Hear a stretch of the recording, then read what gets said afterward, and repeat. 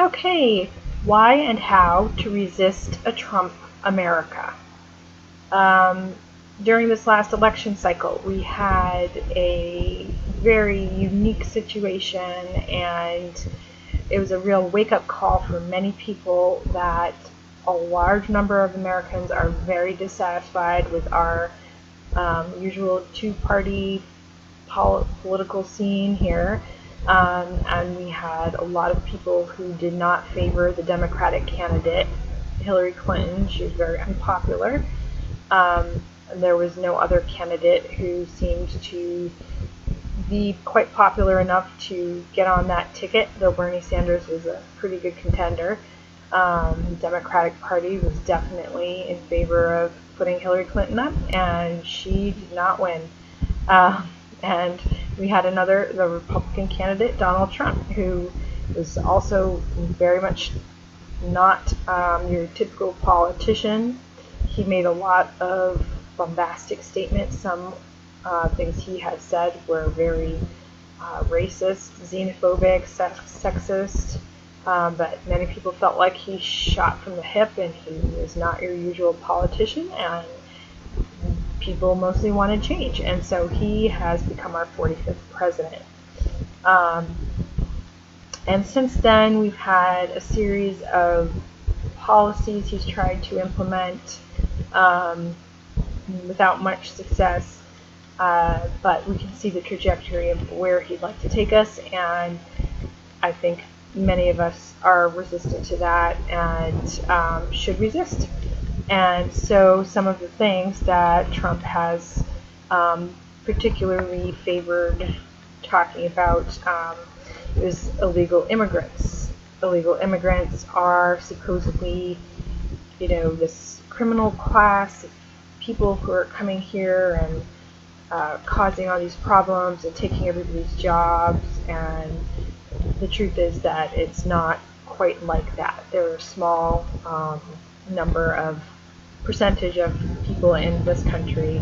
Many come over just trying to find a better situation. They come from very terrible economic conditions or social or sometimes very dangerous situations, and just don't have the time to try and get here legally. And for various reasons, some start the process and some don't of becoming legal citizens. But many people are in a pretty vulnerable position in our country illegally. The fact of the matter is that illegal immigrants are incarcerated at 44% the rate of American-born citizens. They are less criminally active than your average United States citizen. They are more vulnerable than your average United States citizen, and when Trump starts to target broadly using ICE and Department of Homeland Security, illegal immigrants, undocumented people, then he creates a situation where people will be afraid to call the police if there is criminal activity in their community, in their house. They are much, much, much less to report situations of things like domestic violence. And so you actually create a very dicey situation where there is the potential for an increase in criminal activity because of a broad blanket focus of deportation of illegal immigrants. And Trump had said he was going to get the bad ones out, the criminals and the drug dealers and gangs and gang members and cartel leaders. But now that he's president, pretty much anybody will do. Because this is one thing about Donald Trump. He is a politician and a businessman, and what he cares about is his numbers, and he doesn't really care about the particulars. He doesn't care about whether or not this is actually benefiting the country. He cares about whether or not he can point to it and say, yes, I fulfilled my campaign promise of deporting absolutely as many people as possible. And he won't bother with the actual details of who those people were. And so families are being broken up, and children are having their parents sent back to countries that they've never been to, the children themselves. It's pretty scary, and it is not the America that I want to know. And so that is one of the things Trump is doing. Another thing he is doing regarding illegal immigrants is he's begun a department to track, publicly list all of the crimes compiled by people who he refers to as aliens or illegal immigrants. Any crime that they commit is being tabulated and tracked, and this doesn't matter if it's a minor driving offense, or if it's a serious crime or rape. It doesn't have anything to do with what the actual crime is. It's just numbers of crimes being committed by illegal immigrants. And this is kind of along the lines of something that Breitbart News did with black on black crime, where Steve Bannon, the CEO, had in Breitbart a tag for any crime committed in black community, in the African American community, as a way of highlighting this group of people as being some sort of criminal element, when out of context that is actually not true. Black people do not commit more crimes per person or per capita than white people in the United States. They are incarcerated at much higher rates because of racism, but that is not, they're not more criminal.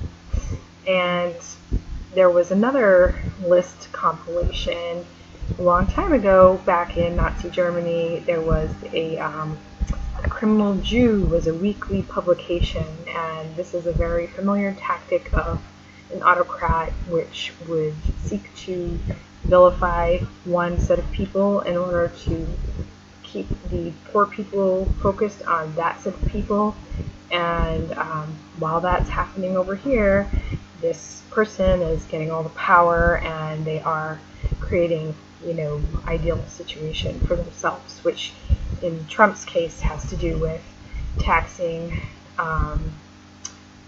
or relieving taxes for the wealthiest people, as in Trump Care, where there's a 13 trillion tax cut over 10 years for the wealthiest Americans, and over 5 million people. That is a conservative estimate. It's actually more like 24 million people would go uninsured. Tax cuts for the wealthiest, and premiums and deductibles go up for everybody, but most especially for rural and older Americans. And so if you haven't lost your health care because of being priced out of the market, or because of having a pre-existing condition, you will be paying much higher premiums or deductibles if you're an average working person. And so that just, that didn't happen, Trump Care, but he was going to really push it through, because, again, it's all about the numbers. It's not about whether or not people would actually be hurt or harmed by these policies. It's about just ramming it through. Slashing the budget, Meals on Wheels, after-school programs, among other things, PBS. Okay, we've got that established. What do we do about it? Protest. Go to rallies. Write letters to your senators. Get to know people in your community. Get to know people in marginalized groups. Do you have a Muslim community in your area? Are they being supported? How are they frightened? Are they having incidences of hate crimes or unwelcomeness in your city? Can you make a difference about that? You can continue to protest things like the Muslim travel bans, the registry, the attempted deportation of illegal immigrants in your community. In Cheshire County here, our sheriff just made a statement that he will not order local law enforcement to enforce ICE or Department of Homeland Security actions against people. He won't have local police asking people for documentation and things of that nature, unless there's some sort of extra criminality, like, big problems, murders and rapes and things like that might come up. But on your average traffic stop and things like that, they won't be targeted for this kind of screening for documentation status, which is a powerful way of saying that he's not going to do Trump's dirty work. Especially if you do have a lot of privilege, if you are white, if you are not on the low economic side, if you are not a member of another minority group, you have privilege. You can go to rallies and not be as afraid that you're going to be arrested if you're not a black male, for example. Put yourself out there according to your privilege, and listen to people in those marginalized communities in terms of what would be helpful. Here's a list of how to contact your members of Congress. You can support them if they are doing a good job. You can talk back if they're not. Senators run for re-election every 6 years, members of the House every 2 years. They want to hear from their constituents. They don't want to hear from people who aren't in their district. They want you to step outside of your comfort zone to contact them. In person is best. If you can't do it in person, phone calls, emails are okay. Writing letters are good. And personal stories, if you have personal stories about, for example, losing your health insurance or getting health insurance through the Affordable Care Act, those are important kinds of things right now. You can find out where your members of Congress stand, how they have voted, and you can see who their contributors are.